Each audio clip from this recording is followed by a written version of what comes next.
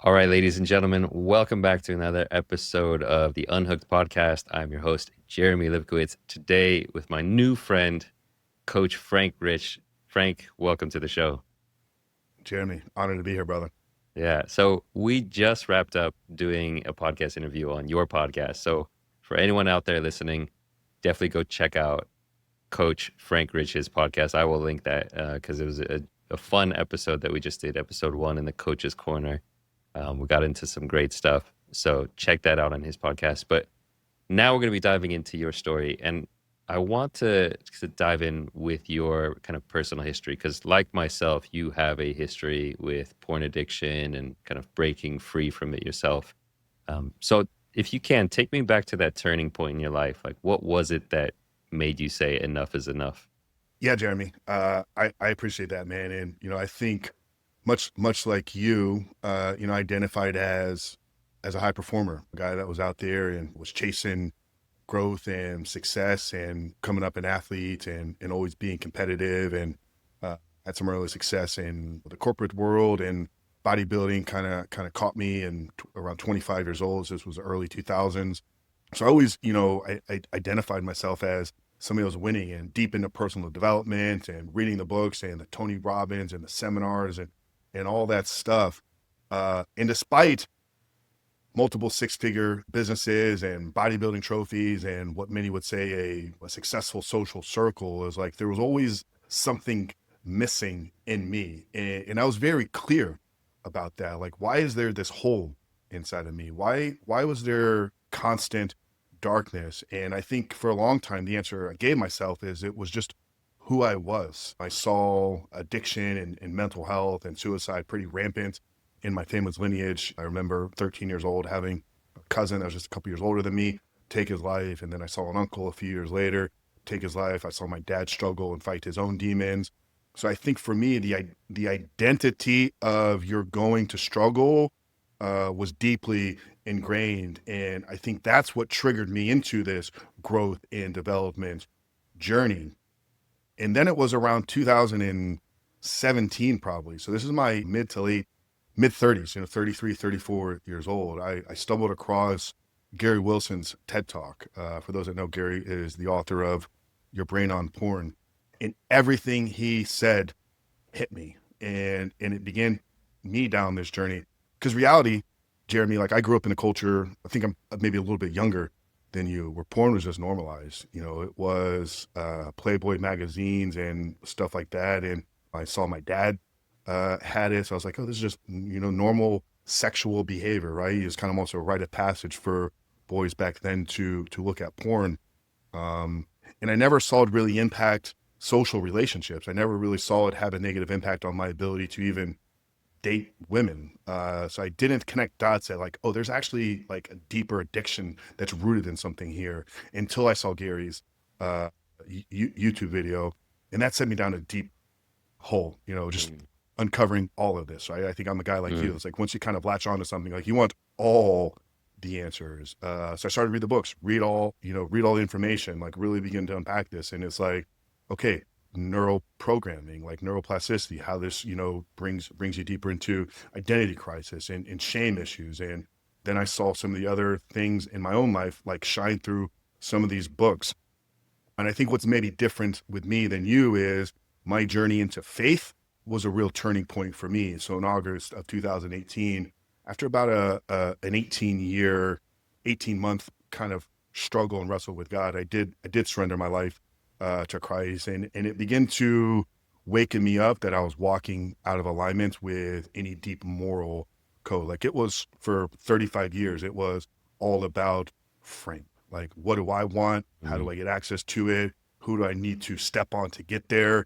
What corners do I need to cut in order to fulfill my desires? Now, I'm sure you and I would say that I was obviously deeply rooted in some of the issues that I had with porn, but it was all about me. So beginning to live my life through, somewhat of a massively different lens, I was like, hey, you got to start to kind of unpack and remove some of these things.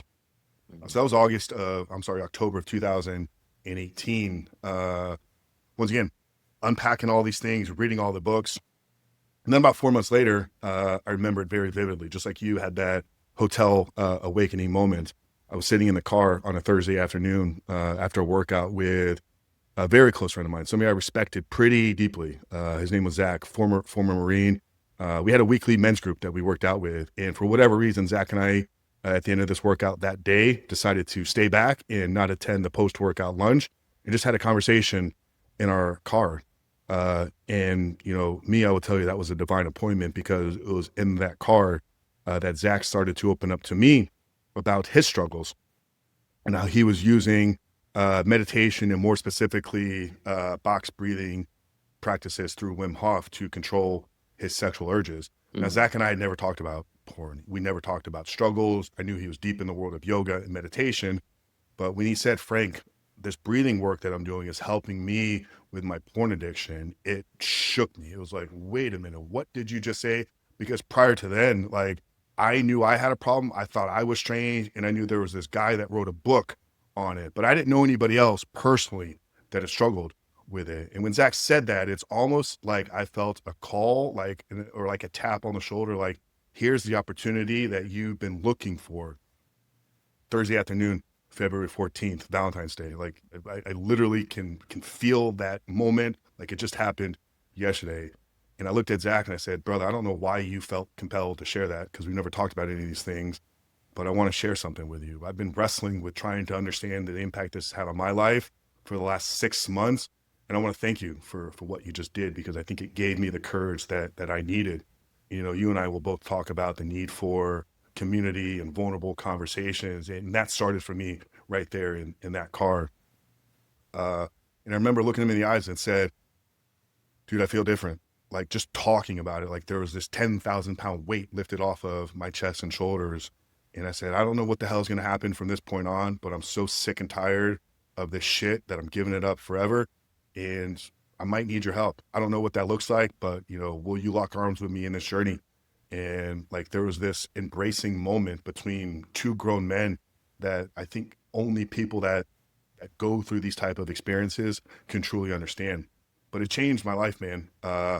And at the time I was in a long-term committed relationship. And I remember telling Zach, I need to go home and tell Stephanie. He was like, you really sure about that? He was like, I don't know if she's ready for all this. And I said, I'm changing. And if she needs to know that there's going to be a different man, she can have to jump on board. And I thought, honestly, at the time, man, I thought that it was going to be over for us, because, all the things that I was hiding. When I say I was deeply hiding things, like I had a secret laptop, like, that stayed in the closet. Like, that's how deep this addiction was ingrained into me, that I was doing everything I can to make sure that I never got caught looking. So when I went home the next day, because I wrestled with that internal dialogue, it was like two voices on the side of my shoulders, like, yeah, you don't need to tell her, she's never going to know. No, you're committed to this. You need to do it. As this back and forth, 40-minute drive home. It wasn't until the next morning, actually getting ready for the day, I walked into the room where she was getting dressed, and I had this laptop that she had never seen before, like, underneath my arms. And I said, Steph, I need to tell you something. I know you probably know that I watch porn. I think it's a pretty normal thing for guys to do, but pretty sure I've had a deep addiction to it for the last 15, 20 years. But I want you to know, all that stuff is behind me. I'm committed to doing whatever I can to honor you and to respect you, and to prove that to you. This is the laptop that I've watched porn on every day for the last 5 years. And I took it, Jeremy, and I literally ripped it apart. It's like the two flaps in the laptop. I ripped it. We got super emotional. But once again, man, I didn't really know what this journey was going to lead me to. I knew that there was obviously going to be some difficult struggles ahead, and there definitely was in the coming weeks. The temptations, the urges, the triggers, going deep into some of the meditation and mindfulness practices that probably you teach, really getting deep into the word. But the key for me, man, is like, I felt so free in sharing it, and the acceptance that I got from Zach. I was like, I'm just gonna tell everybody. Like, and that was like me for the next 3 months. Like, I'm calling my buddy. I'm like, dude, let's have lunch. Like, and then I show up to lunch, and like, I dropped this massive bomb on them, and they're like, well, that's not what I was gonna get into, but it's gonna be okay. And I would meet my mom, for coffee. I'm getting emotional, and she's like, I have a lot of respect to you. It's gonna be okay. I'd talking to my buddies that were CEOs and entrepreneurs, and I thought that they were going to judge me. And they're like, dude, that's it? Like, you struggle with a little bit of porn? Everybody has. And it was like, for me, the freedom and acceptance that came with sharing it, I think is what led me to starting the podcast, because 6 months later, man, I had never looked back. Yeah, I Mm, struggled, but I was walking in absolute freedom, guilt and shame free, literally felt like a new man. And it's like, for me, all this success that I had, like, didn't mean anything in the past, because now there was like this new level unlocked because I wasn't wearing a mask mm, anymore. And, anybody that has lived with a mask on, when you fully remove that and walk in truth and integrity, it's almost as if you're a newborn human being. So, that was the genesis and story for me of struggling for 20 plus years, fighting freedom through guilt-free and shameless conversations and just acceptance, and then starting to share it, through the podcast and, some of the other media platforms that we had built.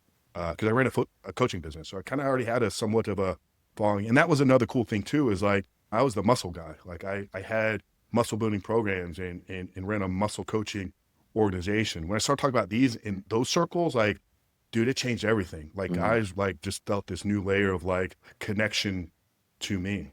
mm. Wow, man, there's so many powerful moments in that story. I loved hearing about the story of you and your friend Zach, and just that moment of sharing, having that connection where all it takes is one person to be brave enough to open up and say, this is what I'm struggling with. And that can be an example. It can give permission to so many other people to do the same, to have that Mm-hmm. courage and to be vulnerable and open up. I resonate with that as well. Like, just hearing guys talk about it in a more confident way, in a way that was shame free, and just saying, yeah, this is something I struggle with. Um, One thing I'd really love to dive into, because there are a lot of guys listening to this right now who the idea of telling everybody, the idea of telling a single person terrifies them to death. And they feel like, I can't tell anyone, because what will they think of me? They'll think I'm so broken or perverted. Or so what was it that allowed you to just kind of tell everyone? What do you think it was that unlocked that for you? Yeah, and it's interesting because I don't think everybody needs to go out there and tell everybody. Mm, I'm not sure if that's healthy for a lot of people, especially probably guys that you and I work with. I've had some pro athletes. I've had some pretty high profile figures come into the organization, and for those guys, there could be things that are at risk with mm, sharing it with the wrong person. mhm, For me, I see the work that I do as a calling on my life. Not accepting that calling, I think, is a disservice. So that's the position that I'm in here today. But I don't think what you and I do is on the menu and agenda for every guy that's out there. I think you need to find one though. I mhm. think it's got to start with one. And what does that person look like? Who is he? You got to do an audit, man. Like, you got to do an audit in your own life. And I know a lot of guys struggle with loneliness and isolation. I think 30% of men under the ages of 30 report to having zero close friends. And that's where organizations and guys like you and I can come in. So, if you don't have a father type figure, if you don't have a Zach in your life, if you don't have a bigger brother, if you're not a man of faith and you don't have a pastor or somebody that you can go to, there's plenty of guys like Coach Frank and Jeremy and other people out there that will create that space for you. But just because you hear me say that, yeah, my freedom was found in sharing it with everybody, that may not be your journey. But you got to find the one. Um, and maybe start with yourself. Maybe grab a piece of paper and a journal and just be honest with yourself. Spend an hour in a quiet place, go outside, go into nature, go on a walk, leave the phone, leave the distraction, and speak truth to yourself. Because I think that can change your life as well. But yeah, your journey is not going to be mine. Your journey is not going to be Jeremy's. But start with truth with yourself, and then yeah, you got to find somebody. Yeah. And if it's not in your life currently, there's a lot of great people out there that can help. Yeah, especially today with the internet and groups and all kinds of resources out there. Yeah. Yeah. You mentioned, so that was the start of your journey where you had this moment of insight of really realizing how this was messing with your life. You had this strong commitment, took this leap of faith of saying, I'm done with this. I don't know what's involved, but I'm committed to this process of healing. What helped you most in your actual recovery? In terms of actually breaking free from the addiction, what was most helpful for you? Yeah. In addition to the community that I had built around me, because that was obviously very, very crucial. Guys like Zach, many guys that I've talked about on my podcast. I was very fortunate starting in 2016 to really get myself into the right type of circles. And the original genesis was like business masterminding. Like I was growing businesses and companies, so I got involved with some very high level men. So the men were a big part of it, but really it was my history. I came from a lower middle class upbringing, and by 22 years old, had broken any financial barriers or any financial ceilings that I'd seen anybody in my life get through. So I understood the power of identity transformation, even if I couldn't tell you what it was back then. So getting in entrepreneurship space, I was the blue collar family. Like I was told, you're going to work hard. You're probably not going to be the college doctor. Like you're just going to get a hard job, work hard, retire when you're 65, and kind of live, a mediocre life. So there's an element of identity transformation financially and entrepreneurship for me, but then also in bodybuilding, right? Anybody that decides to put themselves through months of willingness suffering maybe has something a little bit wrong with them. But if you use that through the right perspective, it can change who you are. So I think I understood, even if I couldn't articulate it, what identity transformation was. And I also knew the power of honoring my commitments. Something I stood on pretty proud about, right? Like I said, my journey wasn't the one that I tried to quit multiple times. Like I was ashamed of it, but I just accepted it for who I was. But when I said I was going to compete in bodybuilding, like I meant it, and I did everything I could, and I climbed up a ladder. So I think it was a collective community, but also having decades of transformational work done and understanding the importance of real identity transformation, seeing yourself through the lens as a different person. Mm. What's involved in that? Like, how do you help men shift their identity? Are there different practices or habits and routines that can help people do that? Yeah, I think it starts with a vision. I Mm-hmm. think, you have to have a clear vision of this man that you're trying to become. Using the bodybuilding example, I love the documentary Pumping Iron. It's kind of the first thing that kind of brought some light to Arnold Schwarzenegger. And here was a guy that in the 70s, when he was living in Austria, talked about coming to the US, being a world champion bodybuilder, breaking into Hollywood, getting into politics, doing everything that he went on to accomplish. I had a lot of friends that were successful in bodybuilding, and I remember them saying, like, when I won the trophy, like it didn't really feel uh, special because I had envisioned that moment thousands of times leading up to it.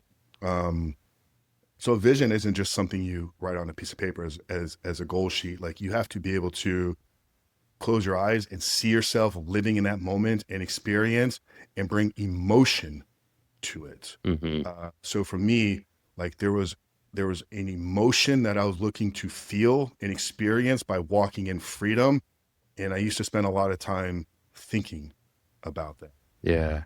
It's so funny that you mentioned kind of having a vision, and that's the first module in my Unhooked course is all about envisioning. And it's just the Yeah. power. Like for me, that was my first step of recovery as well, was seeing a vision of what I truly wanted and the life that I really Hmm. deeply desired and the type of person I wanted to be.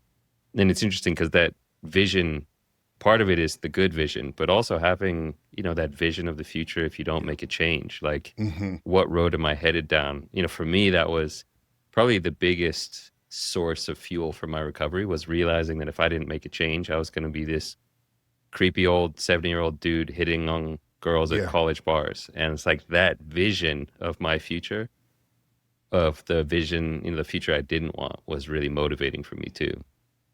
Yeah. No, we have exactly the same protocol, right? And it's, it's understanding that humans are driven or motivated by two different distinct forces. There's the pursuit of pleasure, or right, or reward based motivation, right? That's the vision of what I can accomplish. But then there's that fear, right? I'm running from something. And everybody's a little bit different. Some people will be highly driven by the pursuit and the winning. Very few, though, more are going to be massively pushed by the fear. So the more clear I think you can get on that side of things and really paint a picture of hell like you did, uh, the more inspiration that's going to come out of Yeah. that. Yeah, and it's a balance. Like obviously you don't want to go too far into one. Like if you're all fear all the time, I Yeah, mean that's gonna burn you out.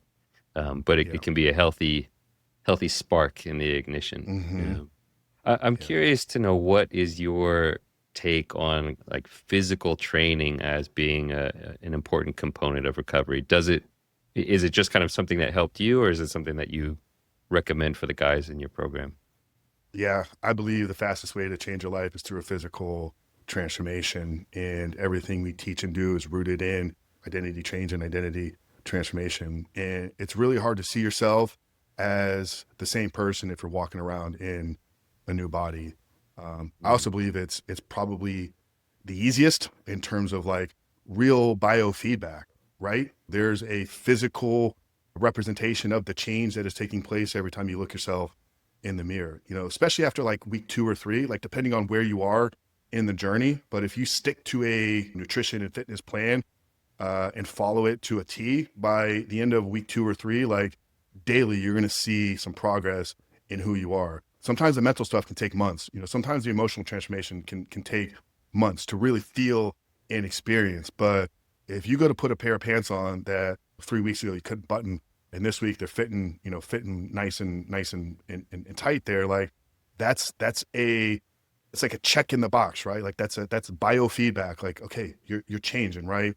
Mhm. And if you talk about how I believe confidence is built by honoring and keeping the promise that you make to yourself, like there's no greater tool that a man has to his exposure.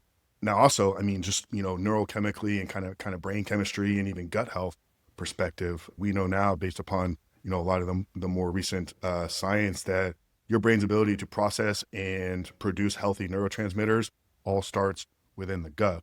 Now, this may not mean that your body's going to physically change, but if your diet is not in check and it's filled with cookies and cupcakes and candy, you're going to produce unhealthy thoughts. Like there's just no way around it. Mhm. So Mhm. we actually take guys through fasting protocols and real detailed, specific nutritional cleanup to reset that gut microbiome.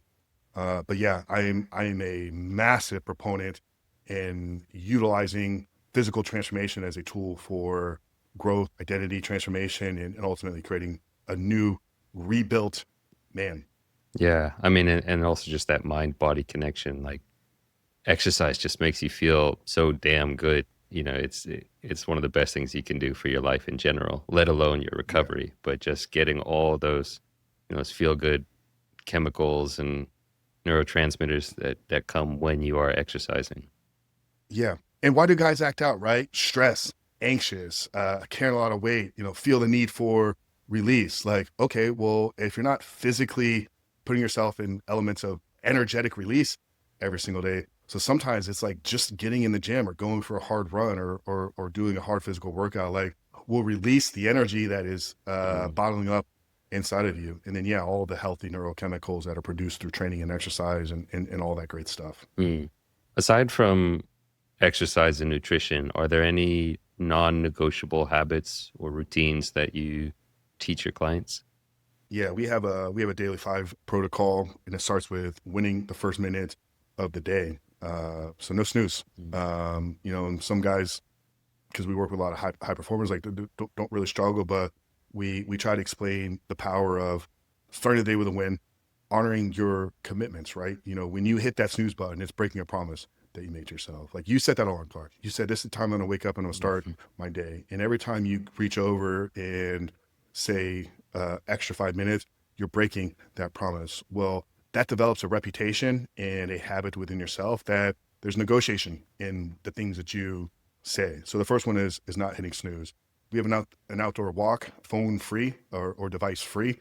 I was doing this for about 5 years, and then I read the book Comfort Crisis in Mm. December by Michael Easter, and they share the study that they did with two groups, and one went for a walk with their phone, and the other went out in nature without their phone.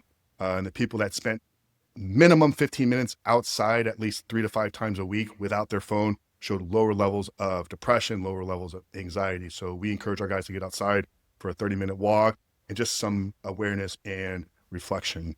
We have a daily reading habit of 10 pages in any type of personal development book, morning gratitude practice where we want you to write out the things, but then once again, bring the emotion of gratitude into that experience with you. And then at the end of the day, evening mindfulness practice, where you spend some time in kind of journaling, reflection, highlighting the wins for the days, and kind of unpacking, maybe where things needed to go a little bit better. That's a powerful list. You call it the Daily Mm-hmm. Five? The daily five, yeah. Yeah, I love that, the walking in nature, especially. I think the Japanese have like, some languages have like words that you just can't really translate, but I think the Japanese have like an actual word for the therapeutic effect of like walking out in a forest. Mm-hmm. And it's so true. It's like just getting out in nature, it calms the nervous system, Mm-hmm. reminds you of your connection to the universe. And we're so addicted to our phones these days. I mean, it's wild. Yeah. Yeah. Yeah. And we'll have, case specific, like that's for everybody, but there's other guys, we'll put rules and boundaries. These wouldn't be so much more as like daily habits and practices, but keeping your phone out of the bedroom, Yeah. stop taking your phone Huge. to, the bathroom with you. It's like you're in there to do the thing and then finish. You don't need to be scrolling TikTok and Instagram for Yeah. 17 minutes while you're sitting on a toilet so your, legs get numb. I know. I miss the days when we were younger when like you just went and took a shit and that Yeah. was all you Yeah. did. And you were there with your thoughts and you had time to process.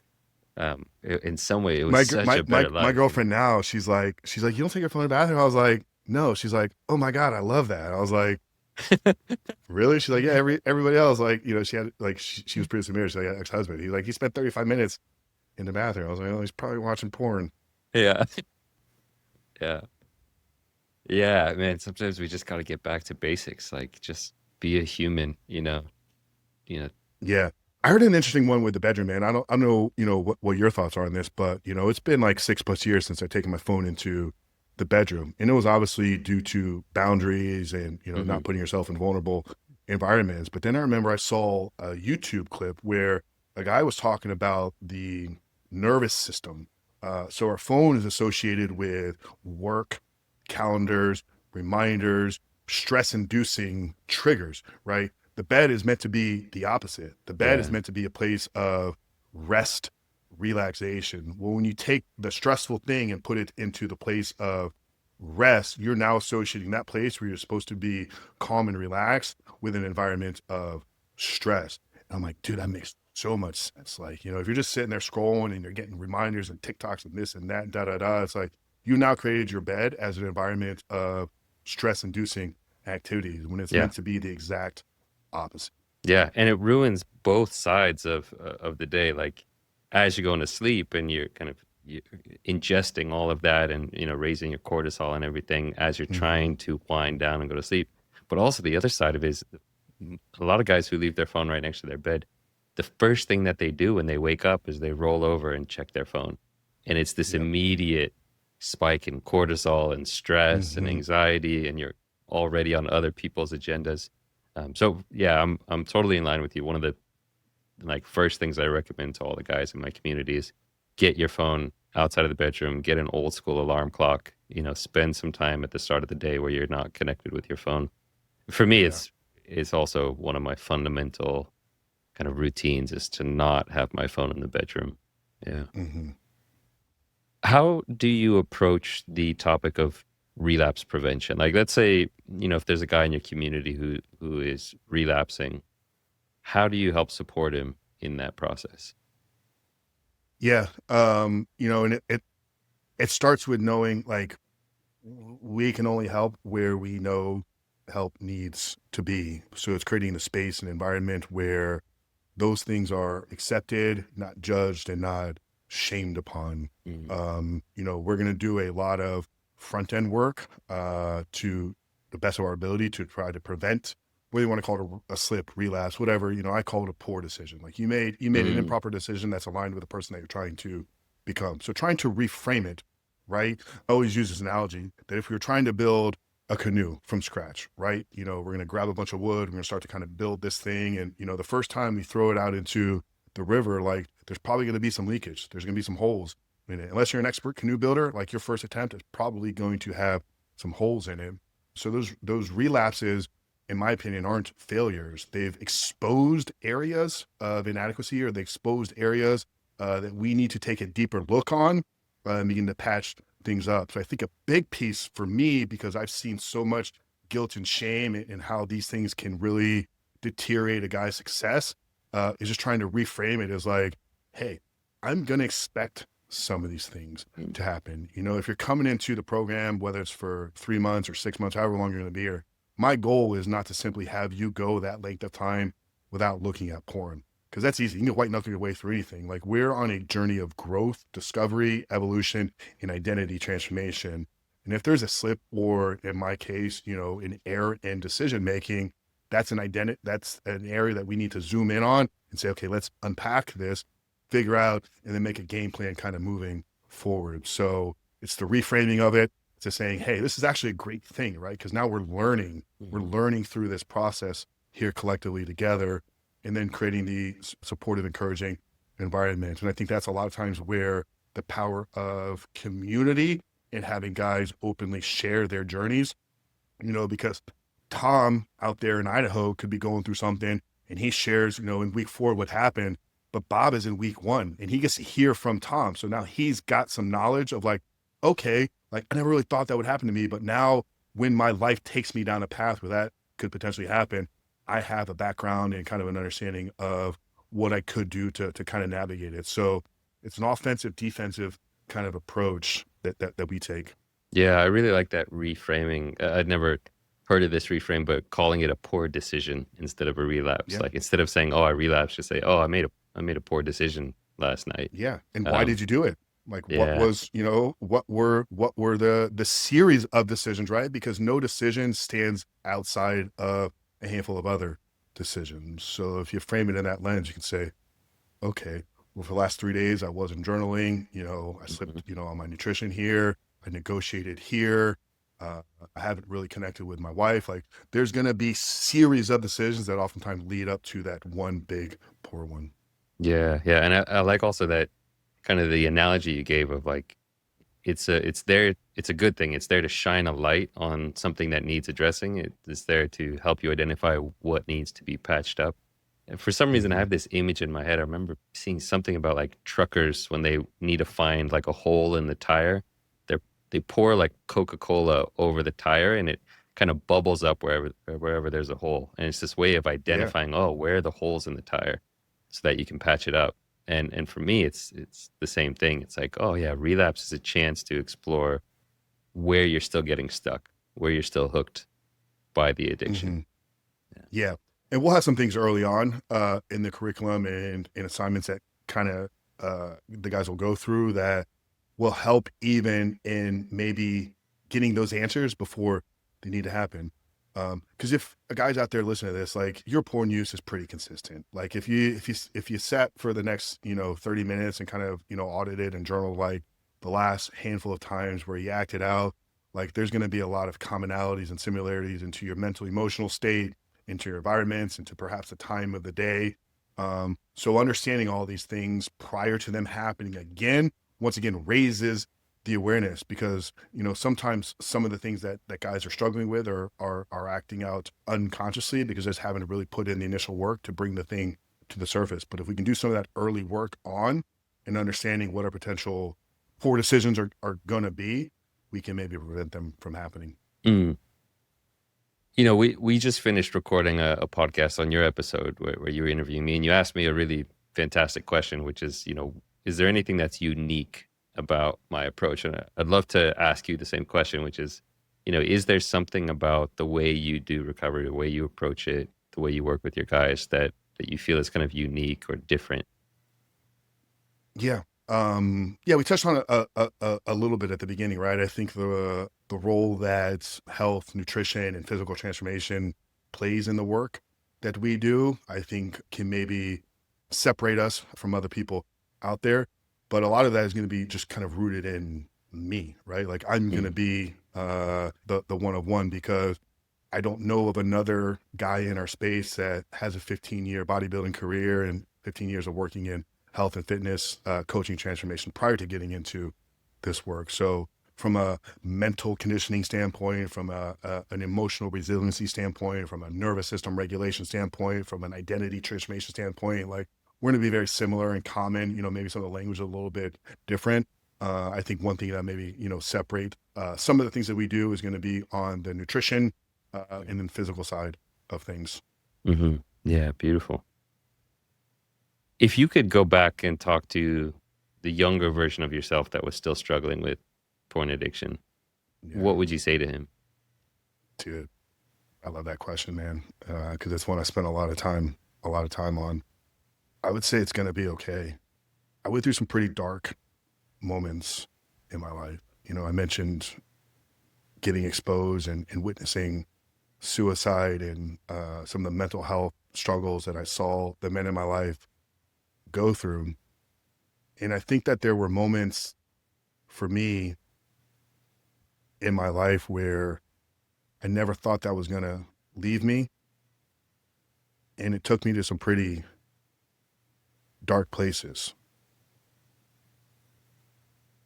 And if I could had a conversation with me back then, I think it would be saying it's going to be okay. And there's lessons in this, and God is going to use you in a way that's maybe you'll never truly understand, but trust in it and do everything you can to continue to grow, evolve, be open-minded, and embrace your uniqueness. 'Cause there's a lot of weird quirks about me, man. And just who I am. Like if you and I got to spend, a weekend together, some of that stuff would come out, man. And I think I shied away from a lot of that Mm, for a long time. mm, I'm a 6'3", 240 pound, gorilla of a man that's got a soft, gentle heart and was a teddy bear at the same time. And I think sometimes that softness that I had, I tried to shy away from mm, because I was afraid. mhm, Uh, if people knew what I perceived as maybe weakness, like they wouldn't see me as like this big, strong, masculine man. And it took me, Jeremy, in 2019 through my journey. Like I stepped away from the gym, and I lost 50 pounds, and I had to love myself as like a skinny dude again because the shield that I built in bodybuilding really became a protector, and mm, it became another mask. Like if I could step into a room and be the biggest, be the strongest, be the most aggressive, then nobody would have ever known like what I was really struggling with. Now I embrace all of that stuff now. Like I think I have unique physical abilities that were God given and enables me to do things to a certain degree, but was always from a place of anger and rage. Whereas now it's like it's much healthier relationship that I have. mm, mm. Wow, that's so powerful. I know there's so many guys that are listening that will really resonate a lot with what you're saying. I mean, I certainly do. The ways that we can, put on that mask and try to shield ourselves and, puff ourselves up and hide who we truly are because of fear of what other people will think if they got to know us, who we really are. Yeah. It's a courageous thing to, for me, actually interesting. I had some kind of connections to, also I was a personal trainer in college, very much focused on fitness, and that was something I was using for external validation. But my big one was intelligence, like being an academic, being a Mm, PhD student at Duke. Like I was so connected with this identity, this ego around, oh, I'm a yeah. smart person and I need to prove it to people. And I Yeah. remember when I quit my PhD program and I ended up getting a job at a donut shop to make money. And I went from this, like, I'm a PhD student at Duke University to I'm selling people donuts and asking what flavor of donut they would want. Yeah. Um, and it was a big shock to the ego, but it was so liberating to be like, hey, I'm no longer using this as a crutch to Yeah. inflate myself.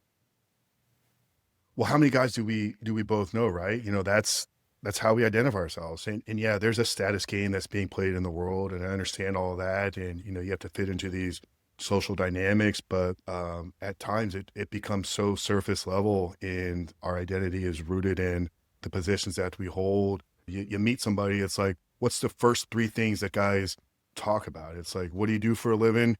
What car do you have? What kind of watch are you wearing? Maybe how big is your bank account? It's like that's it. It's like so much underneath the hood, man. And for me, I love to smoke cigars and have a nice glass of whiskey. And it's been interesting because through this journey, it's like I'll wear the rebuilt hat, or still when I meet guys, it's like, hey, what do you do? Yeah, I'm a podcast host and I run an organization that helps guys with porn addiction. And it's always interesting how that's kind of taken when I first meet somebody.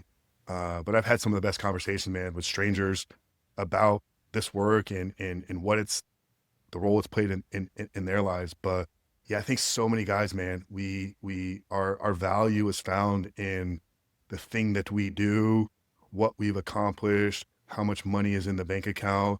And I want all that for everybody. I want everybody to reach the highest rankings within their corporate field, or pursue their wildest dreams and drive the nicest cars and acquire all the financial stuff. Like, do all of that. But remember, there's so much more to you than what your resume and bank account says. Well said, man. Well said. Well, final question. Where can people get in touch with you if they want to learn more about the programs that you run, or the podcast that you have? Yeah, we're Coach Frank Rich all over the internet. I mean, if you plug that in anywhere, we're not hard to find. Rebuildrecovery.com. As of right now, to be going through an updated transition through a rebrand that we're doing this year, with the Rebuilt Recovery becoming the Rebuilt Man. But on Instagram, it's probably, if you guys want to connect with me there, Coach Frank Rich, drop me a message. I'm happy to respond. I'm still proud to say, like, I'm the one that's active in there, and I love getting messages and having conversations. So check out the podcast, The Rebuilt Man, The Superman Life, YouTube stuff. But yeah, Coach Frank Rich, you can't miss us.